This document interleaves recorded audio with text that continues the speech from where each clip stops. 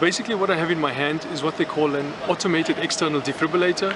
This is a device, of course, it's a lifesaver.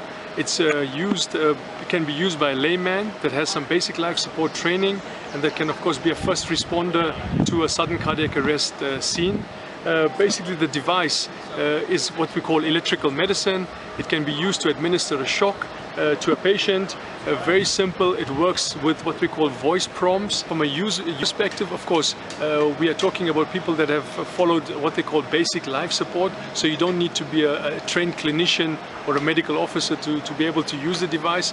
This device is part of the basic life support, so AED forms part of the chain of events. Of course, the device is working on a 1, 2, 3 principle. Basically, you're switching on the device, you simply fixing or attaching the pads of the device to the patient's bare chest, and you press basic analyze, and the device with its smart technologies is analyzing the patient's heart rhythm, looking at the morphology of the ECG, and only based on shockable rhythms it will then advise to shock or offer a shock to the patient. Yeah?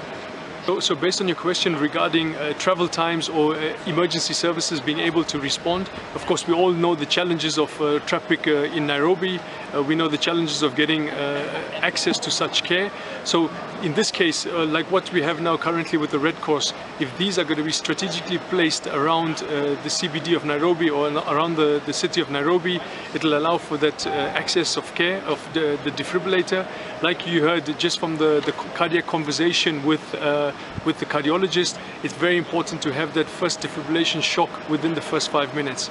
So absolutely important for this device. Yeah? I mean, if you really consider today, in order to prevent fires or in help to put out fires, you have of course fire extinguishers in almost every building, and of course now when we are trying to move Nairobi to what we want to call safe cities, I mean this should be an integral part of basically saving lives. I mean, yes, we understand cardiovascular diseases are on the rise.